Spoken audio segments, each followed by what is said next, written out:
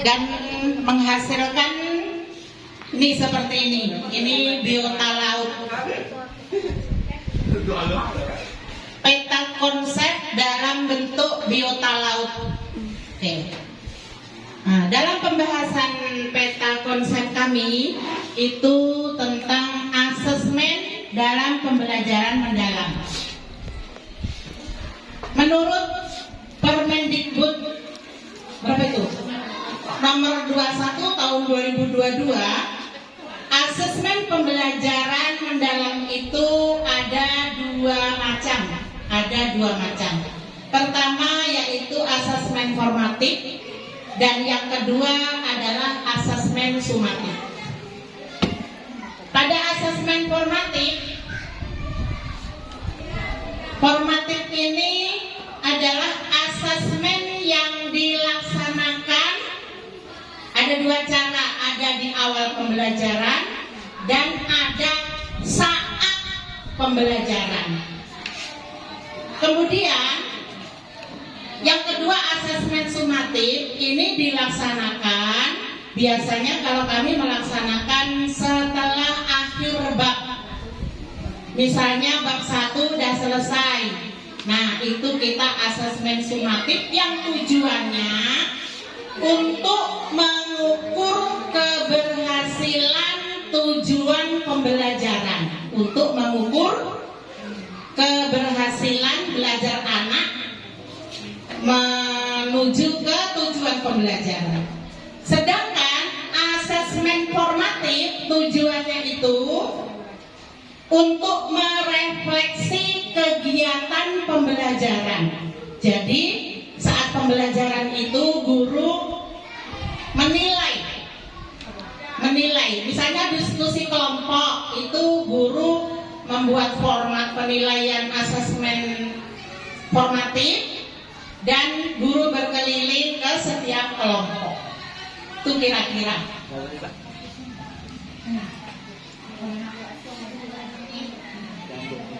Nah, kemudian di asesmen formatif dan sumatif ini sama-sama mengacu ke autentik dan holistik. Yang autentik itu untuk ke tujuan asesmen, ketujuan asesmen yaitu secara umum mendorong adanya transfer ilmu kepada siswa dan dapat menerapkan pengetahuan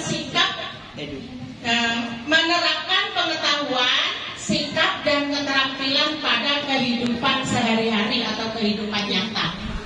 Kemudian yang holistik itu mana tadi keterangannya? Sama ke sana ya.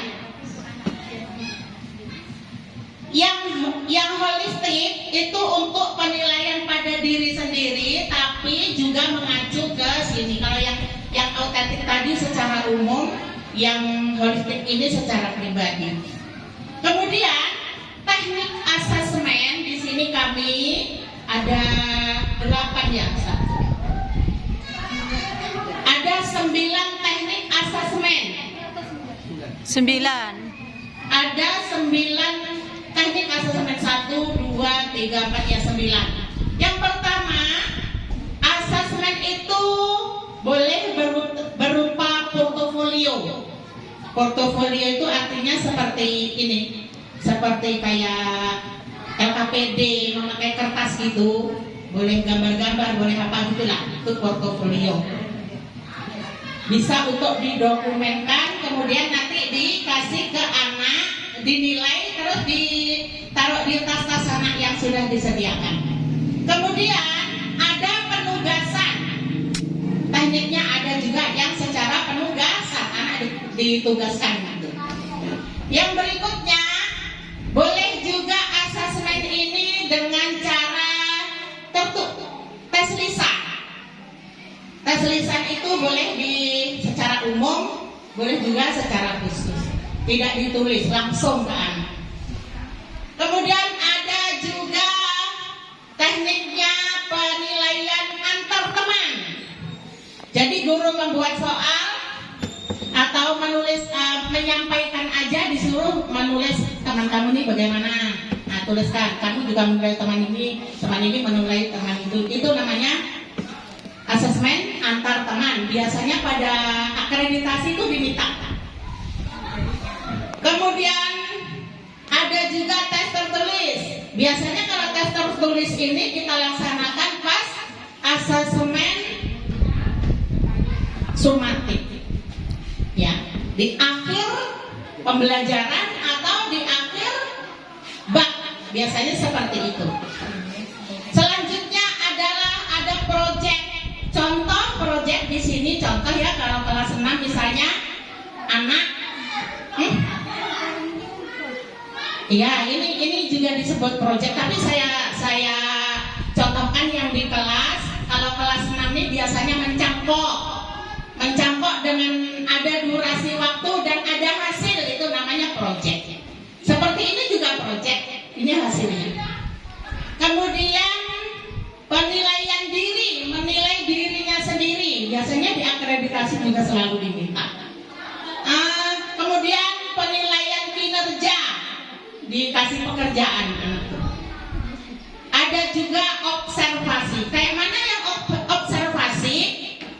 Observasi itu kita memperhatikan anak itu, diobservasi satu-satu, itu namanya observasi. Itulah teknik asesmen, ada 9. Kemudian di sini ada prinsip asesmen, yaitu berkeadilan, edukatif, dan objektif. Berkeadilan artinya kita tidak membeda-bedakan anak. Edukatif yang apa namanya, memberikan edukasi soalnya itu. Yang objektif berarti secara keseluruhan. Dah habis ya? Ya, oke. Kemungkinan itu hasil dari diskusi kami di kelompok 1.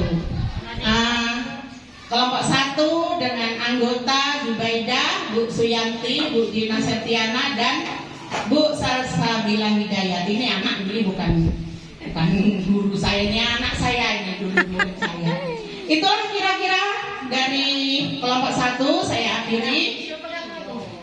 Ini enggak di ini kan Pak, nanti tambah-tambah aja kan? Ya. Kita enggak di. Oh iya. Terima kasih semuanya. Saya akhiri. Wassalamualaikum warahmatullahi wabarakatuh. Waalaikumsalam warahmatullahi wabarakatuh.